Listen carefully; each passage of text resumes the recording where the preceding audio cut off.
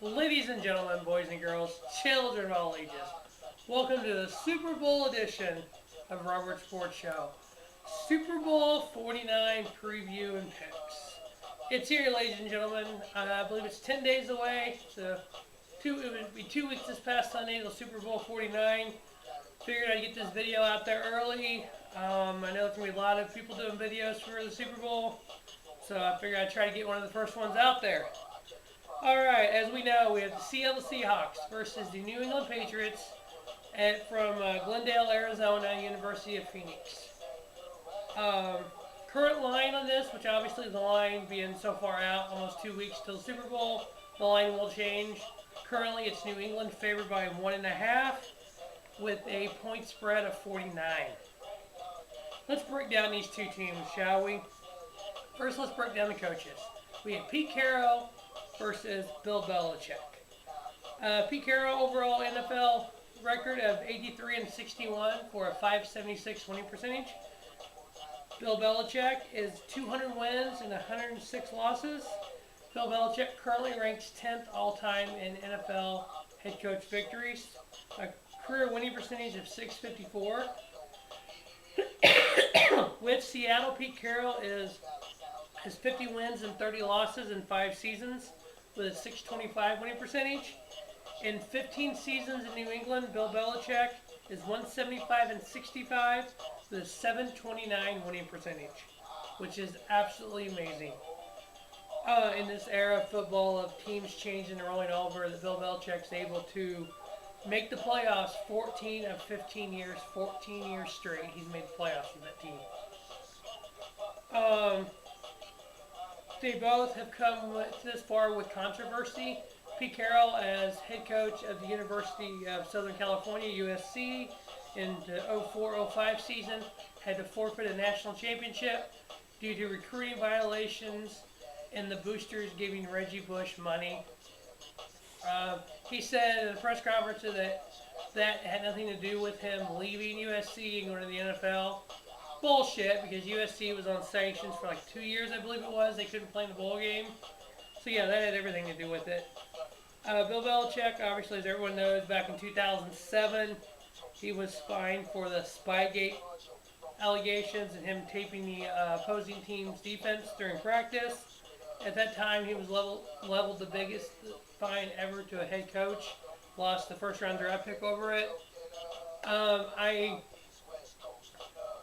was told this, haven't looked it up completely yet, that there was some possible rumor out there that New England had let air out of the footballs when they were on offense Sunday during the championship game.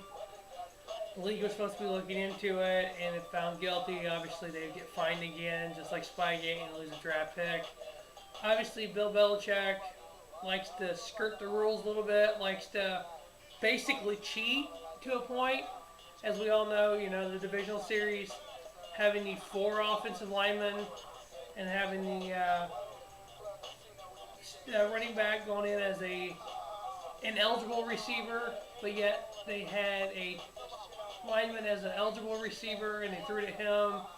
And, John Harbaugh threw a conniption fit over it, which I kind of agreed with it. That's one of those rules. You're kind of skirting the rule.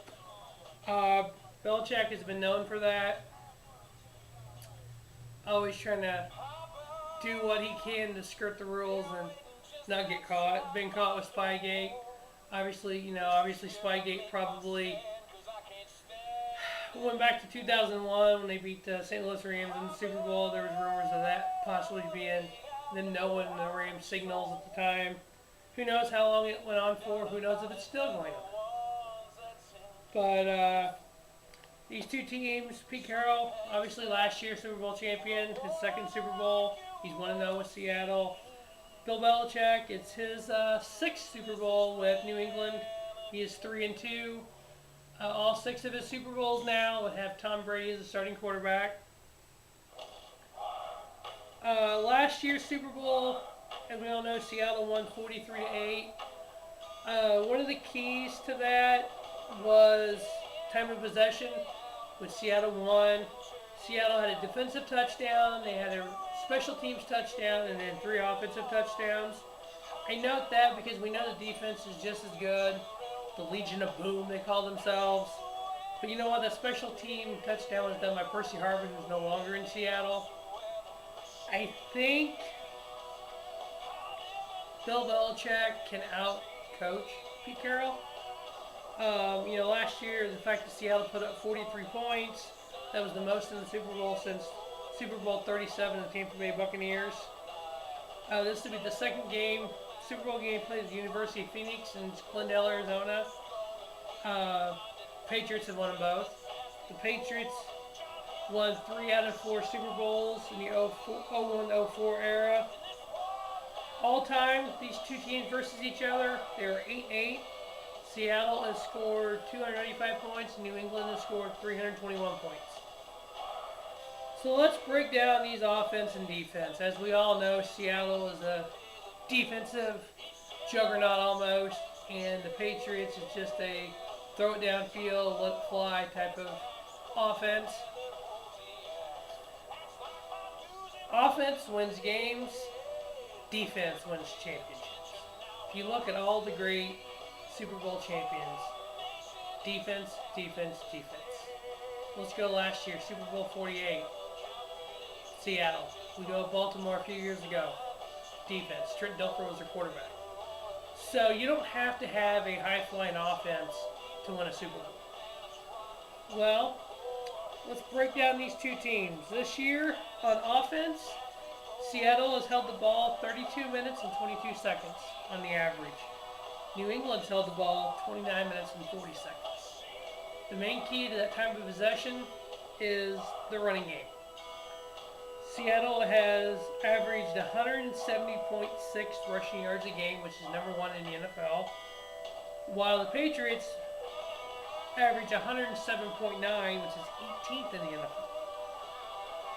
The Patriots are 9th in the NFL in passing yards at 257.6 a game, while the Seahawks are 27th with 203.1.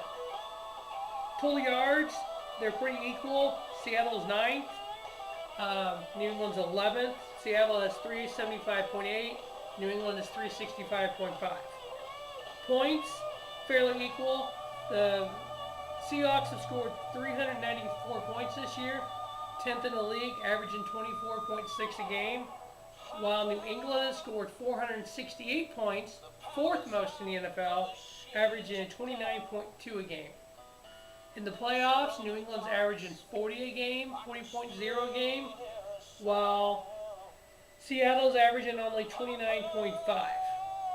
That's the offense. Now let's take a look at the defense. Like I said, defense wins championships. Seattle is giving up 15.9 points a game, while New England is giving up 19.6. Yards per game, Seattle has only given up 267.1, which is number 1 in the NFL. Patriots are giving up 344.1, which is 13th in the NFL. Rushing, Seattle is 3rd in the NFL with 1,304 yards given up, 3rd best, while New England is 9th best at 1,669 yards given up. Passing, that's one of the downfalls for Seattle defense. They're only 17th, giving up 3,837 yards, while New England's passing defense is number 1, giving up 2,970 yards. Obviously, what this means is Seattle is known for the rushing game.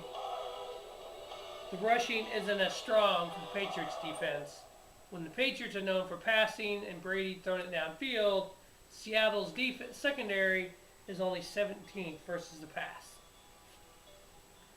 Rushing the passer, the Patriots have scored the Patriots have got 40 sacks on the year, and Seattle's only gotten 37 sacks on the year.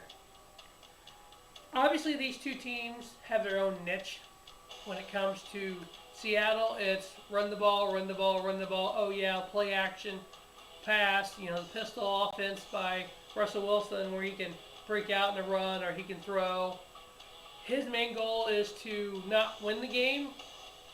Russell Wilson seems like his main goal is to protect the ball and don't turn it over. New England, on the other hand, Brady's goal is to win the game.